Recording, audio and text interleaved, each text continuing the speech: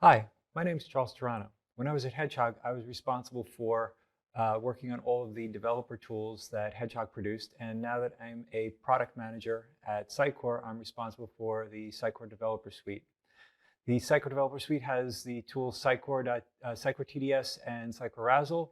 And what I'm going to be showing today is from desktop to the cloud using TDS. So what we're going to do is we're going to take the basic company Helix website that currently has no serialization built in, and we are going to build in some serialization using TDS. We're going to bring some of our developer Sitecore items into the solution, then take those items and commit them to source control, run a build, run a deploy, and push those items out to an Azure instance in the cloud. So we start with the basic company Helix website. We'll create and configure these TDS projects, set up the release configurations, do the Azure push, make updates to our implementation, and then we're going to push those updates to Azure. So the first step is creating the TDS projects. We're going to configure those projects for our development and set up global settings, and then configure the projects to build and deploy. So this is the kind of thing that you would do when you're first setting up a Sitecore project for whatever implementation you're working on, or if you're adding TDS to an existing implementation. So let's get started. So here we have the Visual Studio solution with basic company loaded, and you can see there's no TDS projects in here. So the very first thing we want to do is add a TDS project. So that's done by right-clicking on the folder where we want the project, clicking Add New Project. So I'm going to choose Sitecore TDS Project, next, and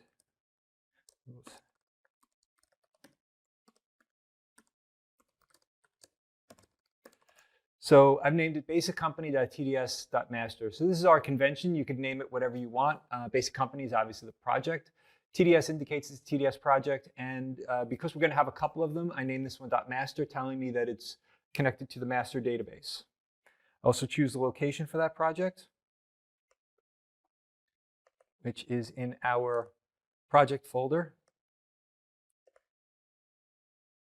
And you can see now we've created our basic company project. So we have to configure this project for what we want to do with it, which is connect to our local developer Sitecore instance and pull those items into it. So the first thing we're going to do is go to the property page. So property page is where all of your configuration happens.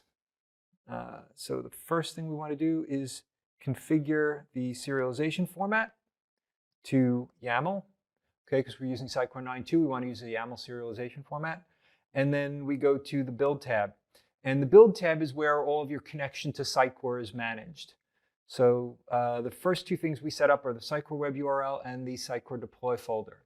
So the Sitecore web URL is the address of the web address of your local Sitecore instance, and the Sitecore deploy folder is the location where that instance was installed on the local file system.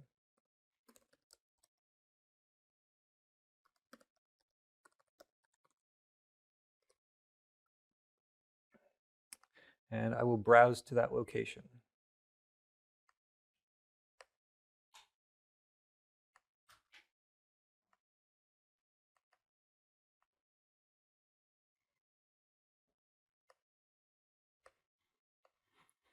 Okay, next we set up the recursive deploy action. I'll explain what this is later. It controls what TDS does when it finds Sitecore items in the TDS instance it's deploying to that are not in the project.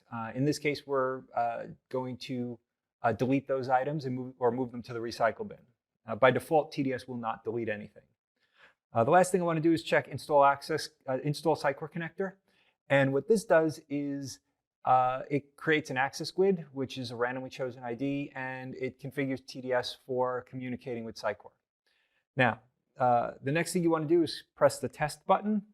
And what the test button does is it runs a whole bunch of checks. And all of these checks came out of times where people have emailed us at support and said, oh, I'm having a problem getting my TDS to talk to my Sitecore. and we'd go back and forth with a couple of email exchanges. And what we did was we codified all the things we would tell people to check or try to make sure they're okay into a set of simple tests that TDS will do to make sure that you connect correctly. So if you get green check marks all the way down, there's a good chance that everything is going to work. If you find any problems, there will be error messages in the output window explaining what you might have done wrong and what you could try to do to resolve the issue. So we see here we've got our green checks, so we're good here. I'll save this, and the next thing we want to do is set up our global configuration. So TDS has, we're going to have put many TDS projects into this solution. In this case, we'll have total of three. So we have to make sure that these build settings are exactly the same in all of those projects, which is a little time consuming and potentially brittle. It could easily break. So what we want to do is create a global configuration file and move these settings into the global configuration. That way, whenever we create new projects, these settings are the same across all of the projects.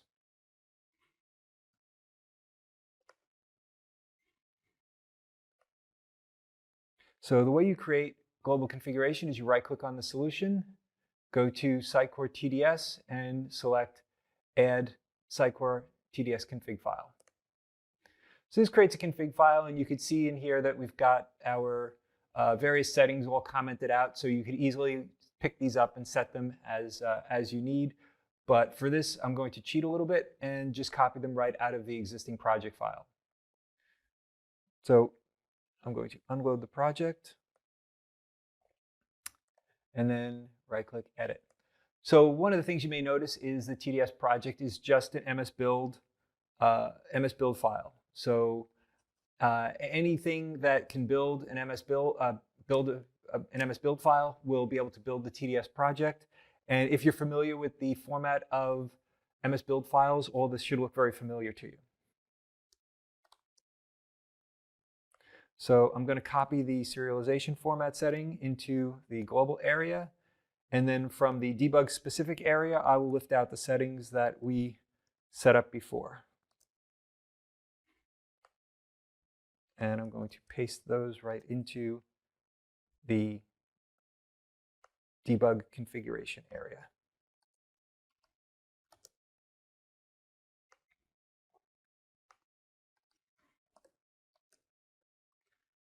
We'll save these two files and reload the project. Now, if I go back to the property page and I look at the build properties, we could see that these are grayed out, so we can't edit them in here. And they have a little globe icon next to them indicating that they are located in the global configuration file. I should hit test to make sure I did everything correctly. And sure enough, green's all the way down, so that means we're good to go. The next thing I want to do is set up a user configuration file or user global configuration file. Now, by convention, file names that end with .user are user specific and should not be committed to source control. The idea here is that I could have a couple of my settings in the user file that are specific to me. So for example, if I decided to install Sitecore on my D drive because I was out of space on the C drive, or I wanted to talk to another Sitecore instance that I wasn't normally using for the project, I would put those in the users file, and then that way those are not committed to source control, and therefore my other team members don't have to deal with my changes to the configuration, and they could have their Sitecore instance wherever they want. So the way you create the global configuration file is you right-click on the solution and choose Add Global Sitecore Config. Now I will copy these settings out of my global and create the global and put them into the global config underneath the debug area. So the idea here is that I can have my own Sitecore web URL and my own Sitecore deploy folder locally and not interfere with everyone else. So let's close those because we're done with them and reopen the project settings. So we go to our build properties and we see now that These settings have a globe with a little user or a little person next to them, indicating that they are in the global.user config. So this allows us to maintain settings that are specific to me without interfering with our other team members. So the next thing we want to do is do a couple more setup things. One of the things I like to enable is assembly validation. So by clicking this checkbox, it tells TDS to check the version of the assembly in the bin folder when it's deploying files to Sitecore. The idea here is that if, for example, you're doing an upgrade or something like that, or somebody has changed the references for one of your projects and accidentally references the wrong version of sitecore.kernel.dll, TDS will not overwrite that file with a new version. The reason for this is it's very difficult to track down instances where you've accidentally overwritten the Sitecore kernel. The reason I added this is I've gone through that process and you get some very confusing error messages and it takes a little while to figure out what's going on. So this saves us the trouble of trying to track down incorrect versions of assemblies that you accidentally might have referenced and are sort of corrupting your Sitecore instance. So it's a bit of a safety net, and I think it's a good one. So now we go to the general properties, and what we want to do is we also want to set up our source web projects. So the source web projects are web projects in your solution that TDS will build and or compile before the TDS project builds. And the idea here is that TDS will compile these things, grab whatever assemblies are referenced by these guys, and also any assemblies that were compiled from the code in these projects, and copy that to the bin folder when you hit build, or incorporate those files into an update package or web deploy package. The other thing it does is it looks at any files in the projects that are marked as configuration, which would be your JavaScript, your CSS, images, whatever, CSHTMLs, all those files, grab them and copy them to the appropriate location in either the update package or when it's deploying to the file system for local dev. So this is something TDS does to kind of help your build process and make sure that you collect all the things you need. So in this case, this is our master project, and we're going to want to build all of the projects in our solution and copy the outputs of those projects into our web root. So that's something TDS will do for you. Next, we want to set up our excludes. So again, this is another safety net to prevent you from accidentally overwriting Sitecore assemblies. So, I like to have more than one safety net in here for this because it is such a confusing problem. So I'm going to add sitecore.star.dll and click add. Now there's a bunch more, and since I don't want to have you sit through me copying all those, I'm just going to grab them out of a text file and paste them right into the project, since they're just MS Build projects. So save this, right click, unload, edit, and we will go to File, Recent, and grab that file, copy, and I'll scroll down in this file till I find where I created that exclude and paste it right in.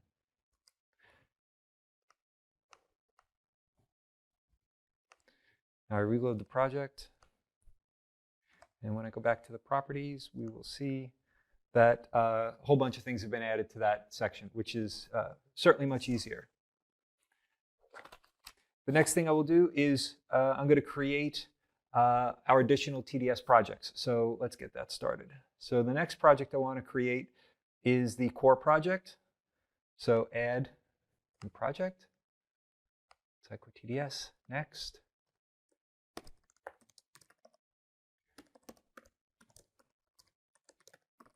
So I'll create core and browse to the correct location. folder, create. Now, since it's a core project, I need to select the Sitecore database I'm going to be working with in the core project. So you can see here it's master. Let's go to the core project, properties, and change this to core. Hit save. Let's also go and take a look at the build property tab. So we could see now the global settings are already paying off for us because I didn't have to fill out this page on the new project. I click test and it passes all tests, so I'm good. Now let's add the last project, which is a content project. Sitecore TDS. Next.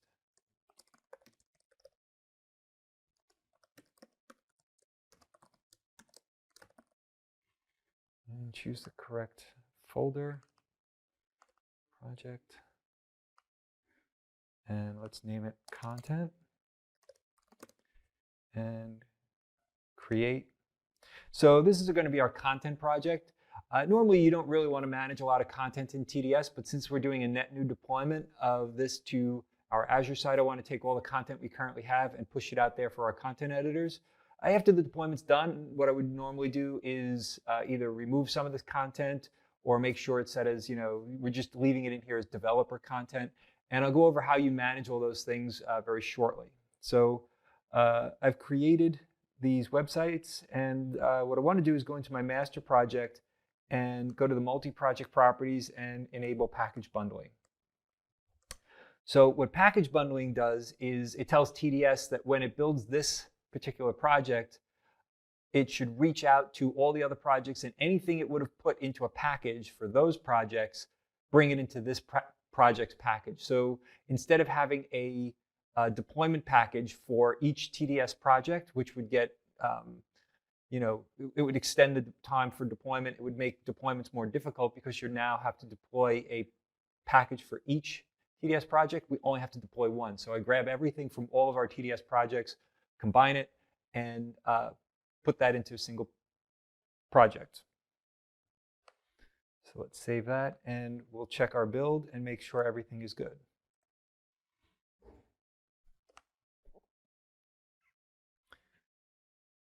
So if we take a look at the output, we could see our project is building, and at the very end, we've pushed a whole bunch of our CSHTMLs, you can see, and copied a whole bunch of files, the DLLs, but we don't see any of our Sitecore DLLs. So it looks like we did a good job here. Let's go to our website and refresh it, make sure that we haven't broken anything.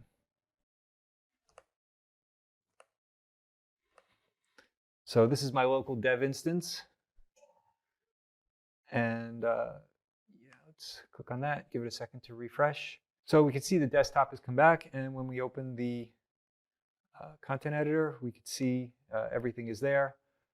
So so everything looks good. So what do we do? So we created our TDS projects. This allows us to bring the Sitecore items that are developer items under source control. We configured and tested those settings, so we make sure that TDS can talk to our Sitecore instance. We set up our global settings, so that means that as we create additional TDS projects in our solution, the projects are added to, when they're added to the solution, they get the right settings. We configured the projects to build and deploy locally, and we also excluded Sitecore assemblies to make sure that we're not breaking anything by accidentally overriding parts of Sitecore. So the next thing we want to do is we want to add some items from Sitecore into these projects. So there's a feature in TDS called Get Sitecore Items, and this does precisely that. It lets me browse through the content tree and select the items I want to add. Once these items are added to the project, they'll be tracked in source control, and when we do a build, they'll be packaged into the package we're building and eventually deployed to our target Sitecore instances. So the most important thing to think about when you're bringing items into TDS is, am I bringing a developer item into TDS, which would be your, for example, your templates, layouts, renderings, settings, all the kind of things that are managed by the developer, and normally things that content editors would not touch. The other thing that you want to think about is, are they content editor items, which are items that the content editors are going to be using daily?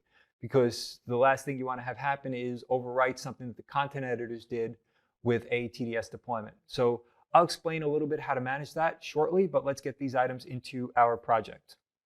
So the first thing I want to do is get some of my content. So the way you do this is you right-click on your TDS project and choose Get Sitecore Items. So what this lets me do is browse into the folder structure, and if I right-click on, for example, Basic Company and say Select All Children, this will get everything underneath Basic Company, and you'll notice it also checked the item above it. So if you just say, hit the check mark for a single item that you want to get, it'll get that item, and if any of its parents are not checked, they will automatically be checked for you. The other thing I want to get is I've got a bit of media in here in our Basic Company media folder, so I say get Select All Children on Basic Company. Now if I choose Get Items, we'll see that TDS is going down into each of those folders and adding all of these items to the content project. Now let's collapse this and get the core items. So here we can see we're browsing into the core database, and the reason I have to get this is we added some buttons to Web Edit. So let's take a look at Web Edit and go to Custom Experience buttons. And if I right-click on Basic Content, choose Select All Children, we see, again, our parents were all checked, and any items that are underneath this are also checked. So I click Get Items, and we just got the content structure from the core database into our project. The last thing is I want to get all of my items that are developer items for my master database. So the first place to look is in Layouts, and underneath Project, we have a Basic Company. Underneath Placeholders, in Project, we have a Basic Company. Underneath Renderings, in Feature, we have a Basic Company. So I could right-click, Select All Children. We also have under Project, Basic Company. So you can see this sort of a theme here where we've arranged all of our stuff sort of in namespaces that reflect what they are, and that's really important for organizational reasons. And bringing all these things into our project helps us to track all these things in source control and make sure they get deployed properly. Next, let's go to our settings. So underneath Settings, there is a rule, and this one's buried a little bit underneath Insert Options, Rules. And again, Select All Children. And the last thing is we want to get our templates. So under Foundation, there's Multi-Site, Feature, and last but not least, Project. And I choose Get Items. So now we can see TDS is going through and getting all those items and adding them to our project. So when this is done, I can right-click and choose Commit to Source Control.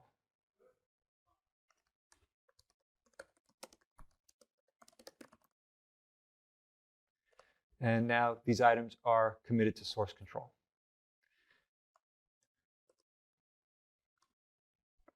So the next thing we want to look at is deployment properties. And deployment properties are the most important part of managing your TDS project because it controls how TDS behaves when it is deploying these items to a target Sitecore instance.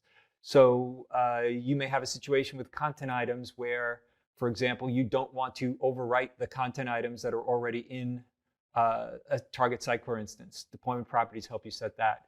If content editors have created additional items that are not in the TDS project, you want to make sure that TDS does not overwrite those. But if, for example, you've refactored your template structure and removed some fields or moved fields somewhere else, you want to make sure that at all times those items are pushed to your target Sitecore instance because you want to make sure that it exactly matches what you have in your source control and in all of your lower environments all the way up to production.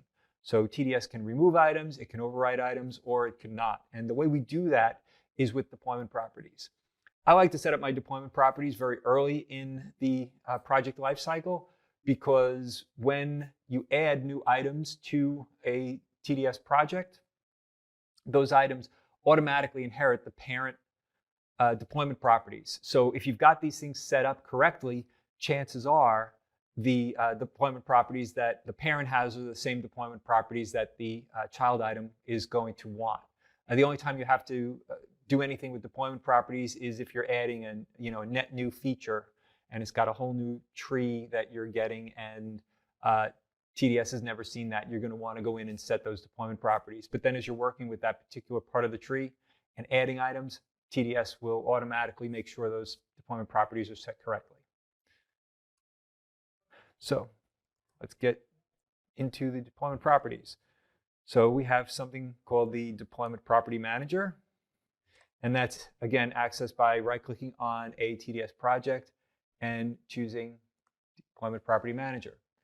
So we can see here we've got a couple of the properties. Item deployment, which is fairly simple to understand. There are 3 settings for this. There's deploy once, which is great for content editor items. You want those items, you don't want TDS to overwrite an item, but if the item isn't there, you want TDS to create it. That's deploy once. Deploy always will always overwrite the item, okay? And deploy never will never deploy this item. So deploy never is great for things that are part of Sitecore, because you never really want to overwrite things that Sitecore gave you out of the box. You really only want TDS to touch the things that are new things that you have created. So we can see here our content is set to deploy once, and our child sync is set to all children. So one of the things that the Deployment Property Manager does to make your life easy is it will only show you items in the tree that are different. You could always dig down and browse into any of the items, and you can see where it says same as parent. But these are exactly the same all the way down, so it only shows you the top level item with those settings. So this helps to make it much easier to manage your deployment properties and see the deployment properties you've set. So the child item sync setting for all children means that TDS will keep the content tree in the TDS project completely in sync with the items that are in the target Sitecore instance, meaning that if an item is not in the content tree in the project, the item will be removed from the target Sitecore instance. Now, this is not what you want to do for developer, for content editor content, because as they create new content, every deployment would get rid of it, and that just isn't what we want to do. We want to make sure the content editors can work completely independently of what we're doing. So I'm going to change this from synchronize all children to none. Okay, now we can see that when we did this, and we'll do it down here as well, because we don't want to get rid of our media, we can see that TDS has now opened automatically these items because they're now different. So instead of having to go in and set all these items yourself, we have a button over here called Set Descendant Properties. Click that, and it will make sure to apply these properties all the way down the content tree. Again, we'll do this for this one, Set Descendant Properties. We also have a button to allow you to inherit from the parent. So if you want to get whatever your parent settings are, it'll get those settings. Okay, so content is now set up correctly. So let's set up core, and then we'll go through and set up master. So for deployment properties, we can see we're set to none, none, none, all the way down. But once we get to basic content, since this is a developer item, we want to say deploy always, and we've got all children already set. Now you'll see on some of these that all children is set. The reason it was set was because when I said get Sitecore items, I said get all children. So if you check individual items in the get items dialog, they will be set to none for child sync. But if you right click on an item and say select all children, TDS assumes that you want to manage all the children and automatically sets the child item sync to all children. So again, we've changed the parent, click set all descendant, and we're good to go. Next, we will do master. So this one's a little more complicated, so I've saved it for last. So the first thing we see is, well, the layout folder, that's a Sitecore folder, and also the project folder. So we want to really set all of these folders to none for item deploy. So let's highlight those first and make sure we set all those. So here we've got rules, settings, and templates feature. foundation, and project, and we're going to set our deployment properties to never deploy. So that takes care of making sure that we never overwrite Sitecore items. Now we're going to go into each of the basic company folders and choose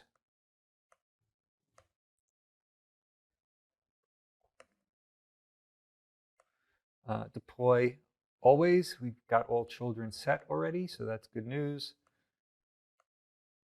So we've selected all these, and I'm going to change these to deploy always.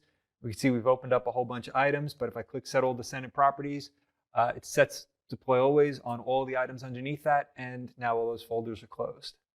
So we've set up our deployment properties the way we want them. So that should be committed to source control. So that way when we run our build, things get built and deployed the way we want. And commit all.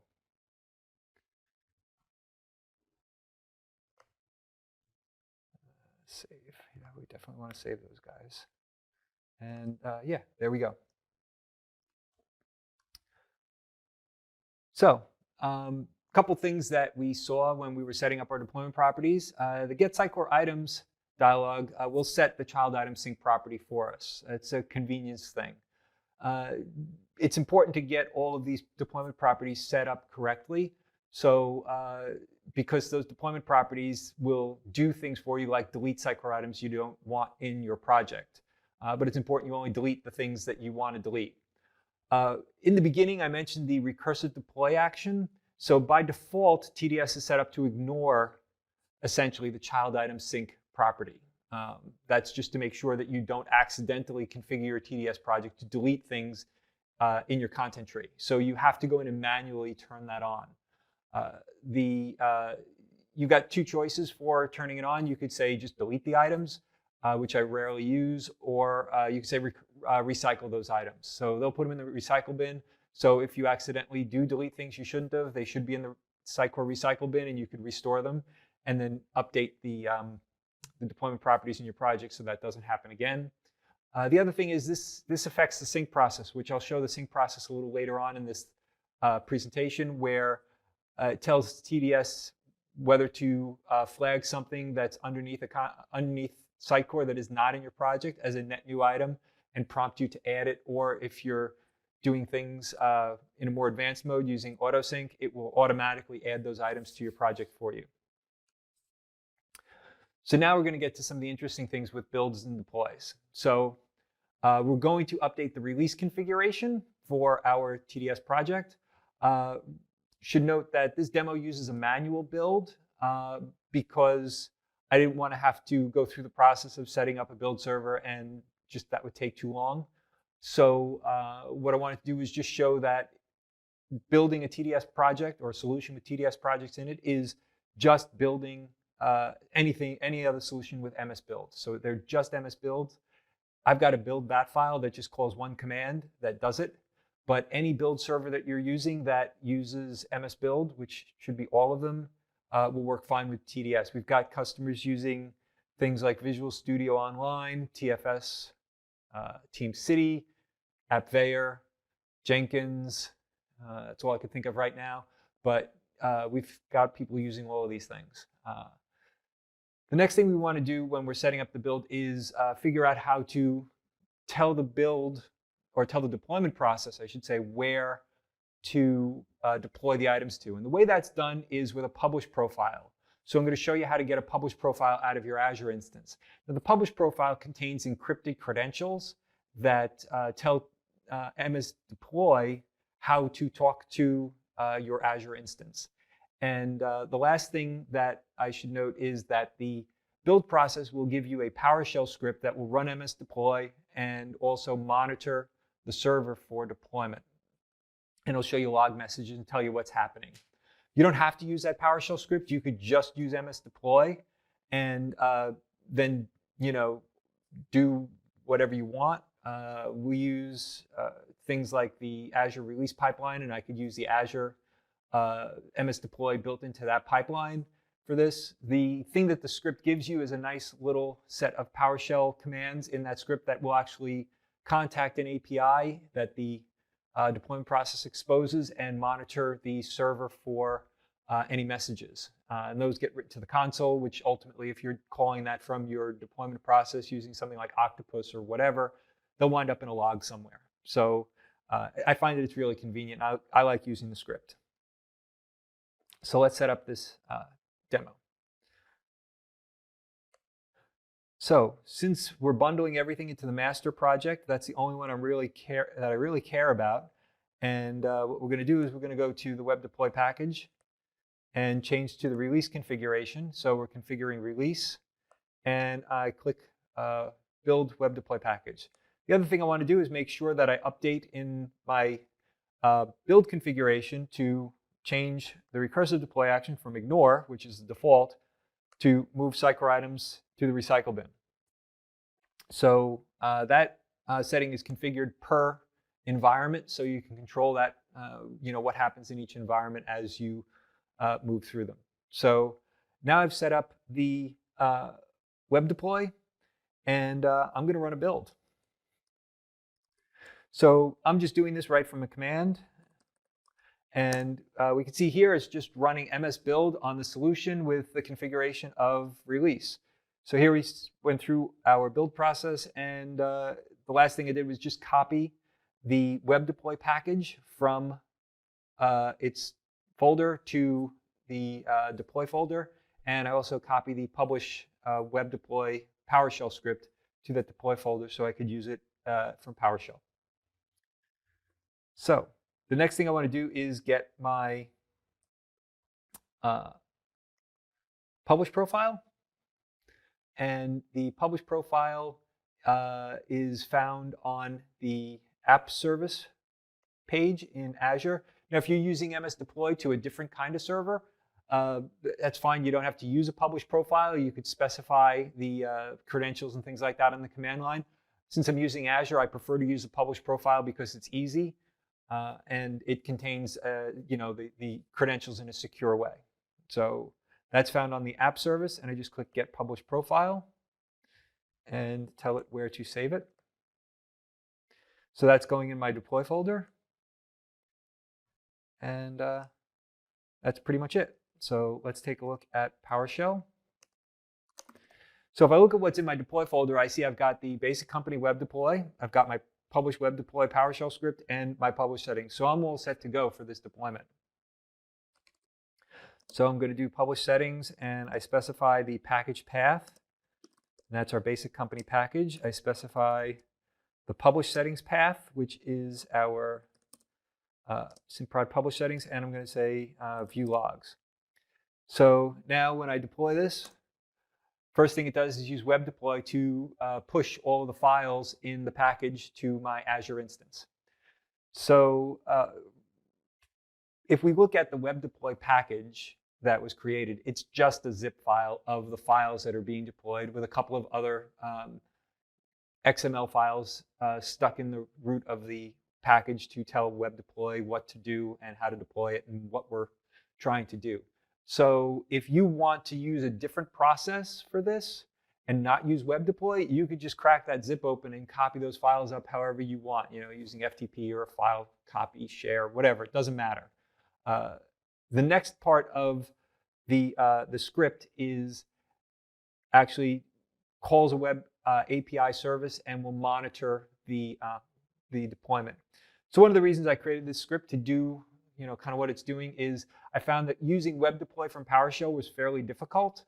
You kind of have to construct the command. There's no nice, simple PowerShell interface for it that I could find. So I've wrapped it up my own way, and I'm using it to push the items to Sitecore. Now we can see that we're actually deploying each of these items. And if we look at the messages, we could see, for example, we've got, a message saying it skipped some things here because it's set to never deploy. So this gives us an indication of what's happening with our deployment properties. So we'll let this finish, and it should take another few seconds. And then I will refresh my instance over here Let's open up content editor. Let's look at our output here. So we can see our deployment is finished, and it gives us some stats. It pushed 196 items, um, and the total was 56 seconds, which, that's not too bad. Content editor is warming up. And if everything went well, we should see all of our basic company website in our Azure instance. Okay, so we see here we've got basic company, got our content. Look at my templates. I've got my features here. So yeah, everything looks good. Let's publish the site, and we'll use Smart Publish since that's the quickest way to get everything out there exactly as it is here. Choose publish. So what this is doing is a regular Sitecore publish. It's picking up everything I've just deployed and pushing it to our web instance. This takes a couple of seconds. We've got about 2,500 items in here. Okay, we can see our publish is finished. Oops. And let's close that. And if I go over here, we used to have the Welcome to Sitecore page. Now when I hit refresh, we should see our basic company website. Okay, so there's the basic company website, and we can see we've got our promos and all that other good stuff. So perfect. So what we did here was we set up fairly easily a build to build a web deploy package that was pretty much going into the configuration, hitting the checkbox, and we're done. We set up we ran MS Build to build it. That created our web deploy package. We went out to Azure and got our publish profile, and then we used PowerShell to push that package to our Sitecore instance. So the next thing I want to do is I'm going to add a new field and deploy some functionality, because we're kind of trying to show you like, okay, great, we got this thing out there. Now, how do I update it? How do I change it? So let's make a quick change to our site and build and publish that new functionality. So I'm going to go to my developer instance and go to my features, basic content, and scroll down to promo card. And we've got a headline here. I'm going to add a subheadline. And it's just a single line of text. I'll hit save. Okay. Next, I want to add some test content to that. So I'm going to go to my promo card and okay, so I've added a test subheadline. Save that. So one of the things I need, because of the way we're managing our IDs in this this instance of basic company, I need the item ID of the new item I created. And let's put that into our template.cs file.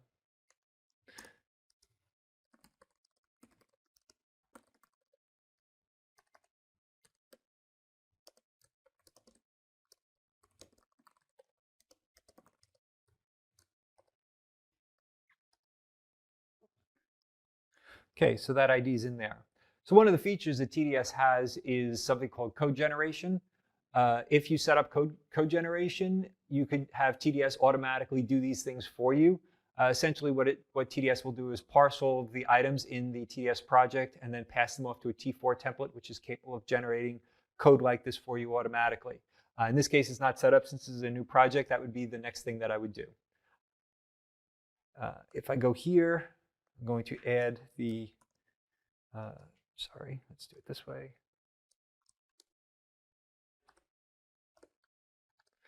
I'm going to add the subheadline underneath. We'll make this an H6, and we'll call it subheadline. Save it. Let's build it. We'll go back to our Sitecore instance and publish our changes.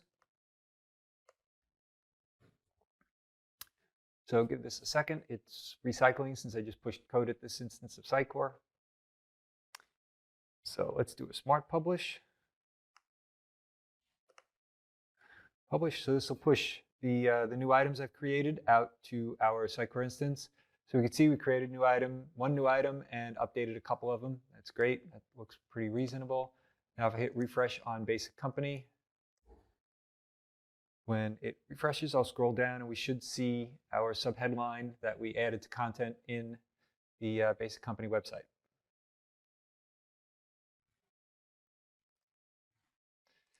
So there's our test subheadline. That's great. Now, the last thing we have to do is we have to actually pull the items we changed into our TDS project. So the way we do that is we use the sync window.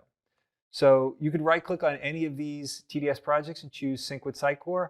In this case, since I did changes that would go into both content and into the master project, I'm going to do that sync process right from the solution level. So I go to right-click on the solution, Sitecore TDS, and I say sync all projects with Sitecore. So what this will do is it'll go through all the projects and compare the items in the project with the items in Sitecore and highlight any changes. So we can see our project. So in master, we could see that the subheadline is missing in the project. Now the reason it's marked as missing in the project is because somewhere up the tree, one of its parents is marked as sync all children. If that wasn't marked as sync all children, TDS would ignore child item sync. TDS would ignore any new items in that tree and not descend into them. So that's done to save you time for if you've got, for example, a very large content tree, you don't want TDS to iterate over all the items in that content tree and look for changes when you really don't care about them. So I could choose my action, which is either add to project or remove from Sitecore. In this case, I'm going to say add to project. And then we could also see down here in the content project, the lorem ipsum item is newer. So I've got an action here of update project. Now, I don't have to do that for each of them. I could do a multi-select, and I could use these buttons to get all the selected items from Sitecore or push them the other way. So I typically just select all my changes and get them here, or I use something called autosync, which I'll talk a little bit about in a moment. When I highlight this item, you can see exactly what's changed down here, where this subheadline item has changed, and we went from null to test subheadline. So I'm going to click do updates. And now I can commit these changes to source control. So we can see that I made a change to the promo card item, the templates, we've changed the lorem ipsum item, and we've added a new subheadline. So, and commit all. Okay, so those items are committed to source control. Let's run a build.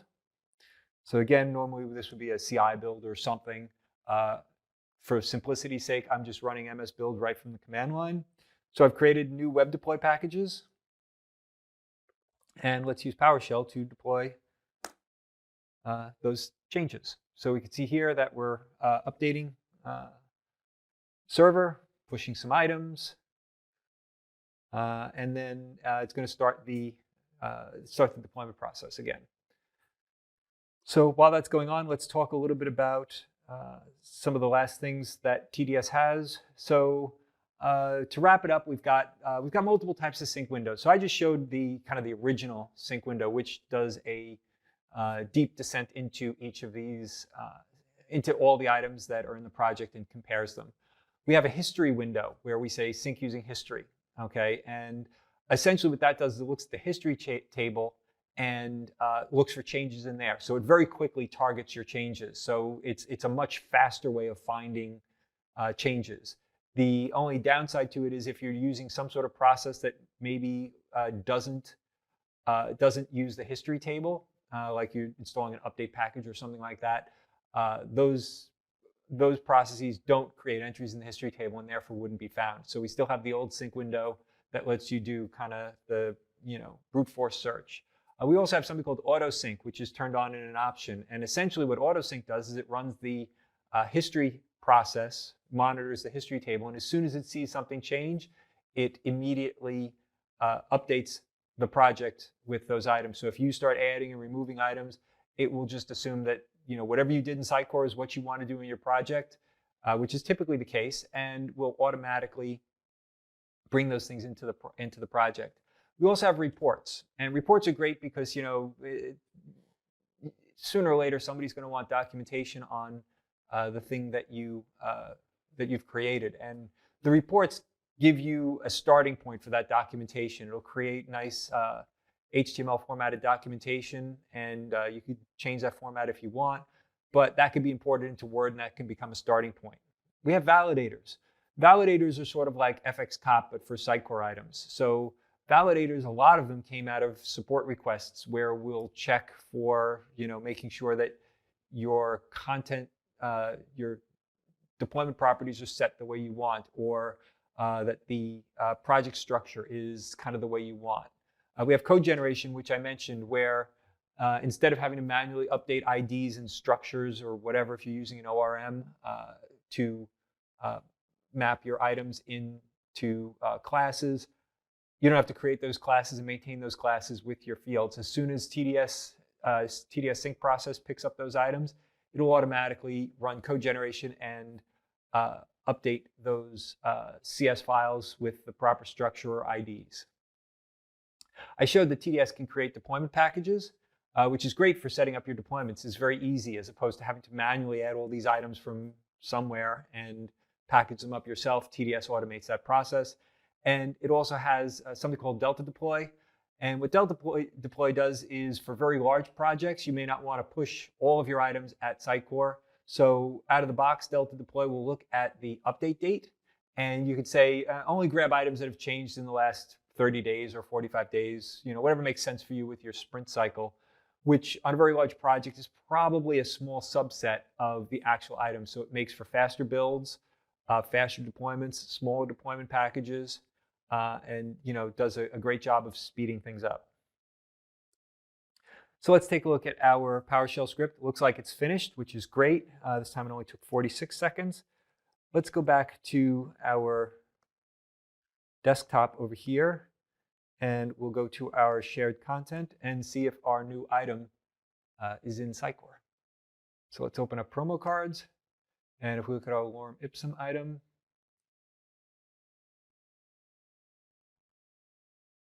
I could scroll down in that, and there we have our subheadline.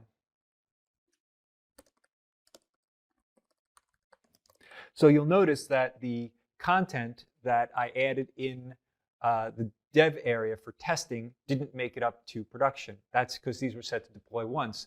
So TDS did not overwrite this item. Okay, so let's save this one, and we'll update another one. And save that, and let's publish. Publish site, and we will do a smart publish to get the items pushed out there. So what we want to do is a smart publish. This is checked from before. Publish items, and this will push the items. Should go pretty quick because there are very few changes. So there we go. Let's refresh the page and see if our updated code has made it to production. So the page is refreshed. Let's scroll down. We can see here our prod subheadline 1, and if we look down, here's our subheadline 2. So what we've been able to do here is make some quick updates to our local dev environment. We commit those changes to source control. We take those changes and then run a build and deploy them right to our Sitecore instance. So what I've shown here is some basic, simple things that TDS will do for you. The advantage is that there are lots of deployment processes out there, but the advantage to using TDS is we take the kind of the hard parts, which are your deploying of your Sitecore items and packaging them up and getting them onto the server. Probably shouldn't show that screen. So what I've done here is package up those Sitecore items, and we showed how TDS is a really valuable part of your deployment process, where it will take those Sitecore items that you've changed or that are part of your process, package them up, and push them at your Sitecore instances throughout your various environments, prod, QA, whatever UAT environment you have. It'll automate the deployment of those items so that you don't have to worry about that. So we have people using TDS for very small deployments with small websites, all the way up to very large websites. It integrates nicely with things like Octopus for doing your deployments, because Octopus or other deployment methodologies just run PowerShell scripts, and we give you a PowerShell script to do this. So we feel TDS is a really valuable part of your deployment and your DevOps SDLC. Thank you.